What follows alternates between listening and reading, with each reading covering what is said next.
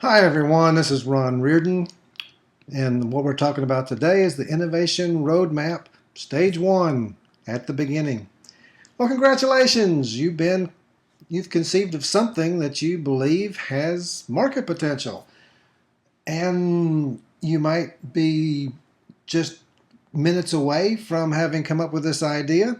You might have actually sketched it out on a napkin. Maybe you've actually built a prototype, or you've done some initial research and you're confused and you're saying, I need some help. Is there some kind of roadmap to this journey?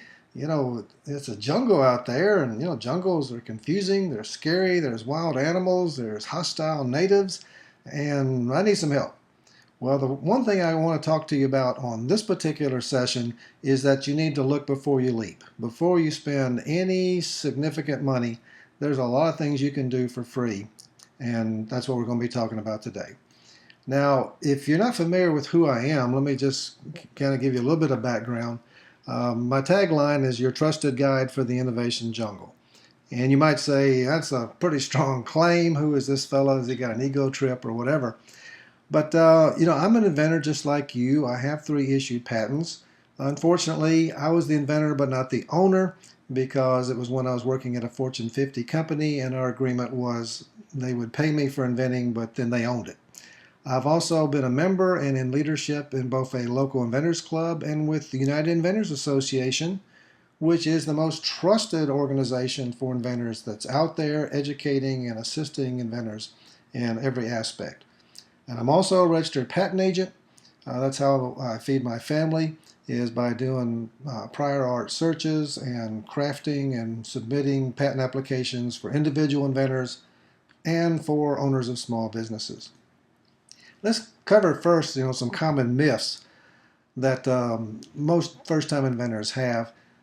Myths are like, somebody might steal my idea, a poor man's patent will protect me, I can license my idea that's on the napkin, and the very first thing I should do is go out and get a patent, and then everything will follow from that, because if you have a patent, you're going to be rich.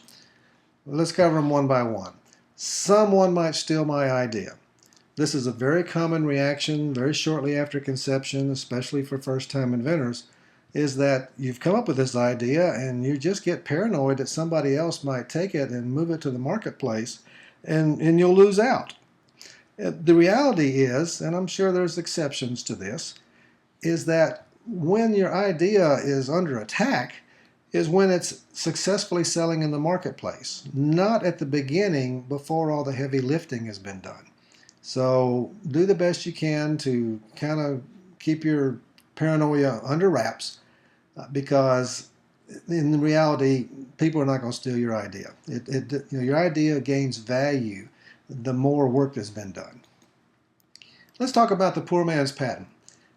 The whole concept behind a poor man's patent is that you can write down your idea in great detail, put it into an envelope, and then scotch tape that sucker and duct tape and some Gorilla Glue and all kind of stuff to keep this thing from being open, and mail it to yourself. And when it comes back with that postmark from the post office, then you kind of envision that one day in court or at the patent office inquiry, you could tear this thing open and prove that you invented this thing first, and somehow or another this gives you some kind of rights in the marketplace. The answer is no. It doesn't do anything. It's just a very common, persistent urban legend. Until they change the law, an inventor's notebook is your best friend at the beginning before filing a patent application. That's covered by trade secret law, and this should be bound like a book. It's in ink, the pages are numbered, it's witnessed and signed and all like that, and it shows when you came up with it and as you continue to work on the idea. License an idea on a napkin. If you've got an issued patent, a registered trademark, or copyrighted work, then the government has officially recognized you as the owner of one of those 3 items, and you can license them. But just a raw idea on a napkin, there's been no government involvement there, and while it's not impossible to license a raw idea, for all practical purposes, it doesn't happen. Now the last one is the formula that you have a patent, you're going to be rich. Well, Patents are not like Aladdin's lamp that you kind of stumble upon and you can rub it and the gold comes out. And they're also not the very first thing that you ought to do. No, but however, if you've got something that's selling very well in the marketplace and it's protected by a well-crafted and strong claims patent, then that's an ideal situation. I'll give you an example. Velcro had a very good patent, and they had follow-on patents after the initial one.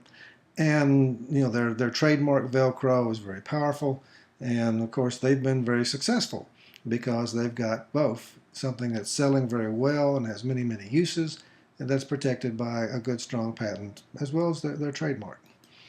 And here's an example that I like to use kind of tongue-in-cheek of a better mousetrap, quote, better, unquote, where this got a patent, but I don't think it ever sold any in the marketplace because there's just not that many intelligent and strong mice out there that would go after the cheese that's in the jug by taking that ball vertically and dashing in only to find out that they're hopelessly trapped. Now, when you look at the different stages of this journey, the first one that I recommend is that the one called personal research, where you don't spend any money, you just invest your time. And if your idea gets killed there, good, you've not lost any money, and you made a good decision of not pursuing the concept because you assessed that it just wasn't going to be successful.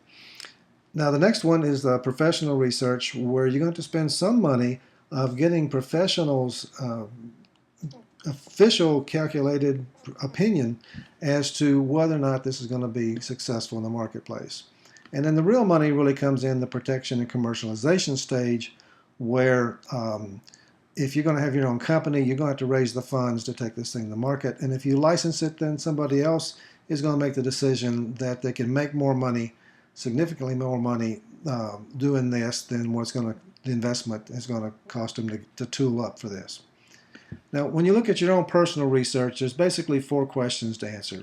Is it already selling in the marketplace? Is it already patented? Is the brand name already taken? And is this really a promising idea? Now, when you look at already selling, you can go to google.com/products, key in some keywords that describe your invention, and all the products related to those keywords come out. The example that I have is electric car jack. Type in those words, you're going to see several electric car jacks. And that would let you know if you come up with the idea for electric car jack, it's been done. And unless you've got a more elegant, cost-effective solution, you probably shouldn't go there. You can also go to physical stores, such like if you would come up with a new pet product, you can go to Petco, PetSmart, look in the stores. Also look at competing products that are similar to yours, but perhaps less expensive and more elegant. And is it already patented? Once again, your friend of mine, google.com, this time /patents. Enter in the keywords that describe your invention. You can type in electric car jack, and you'll see that there's quite a few patents on electric car jacks, some of which morphed into products, some of which did not. Okay?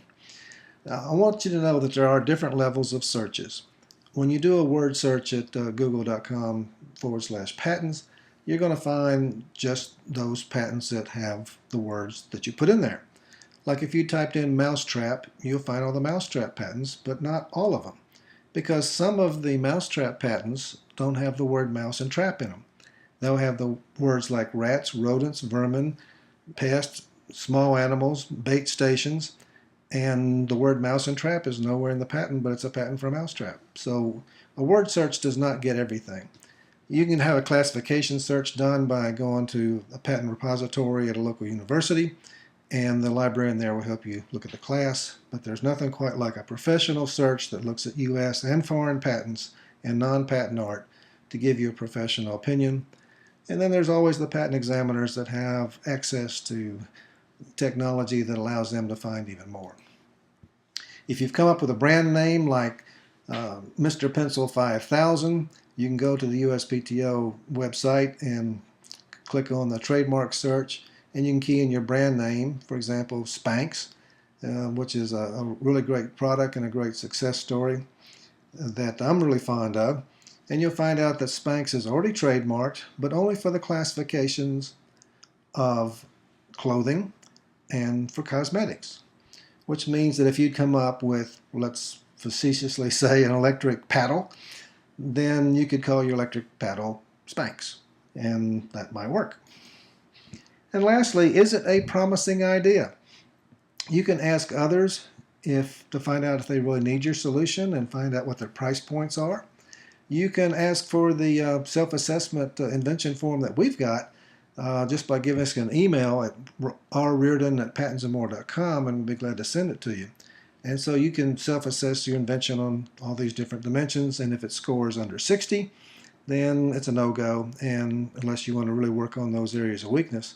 And if it's a score of 60 or higher, it's not a guarantee that you're going to be successful with it, but it does indicate that you should go to the next step.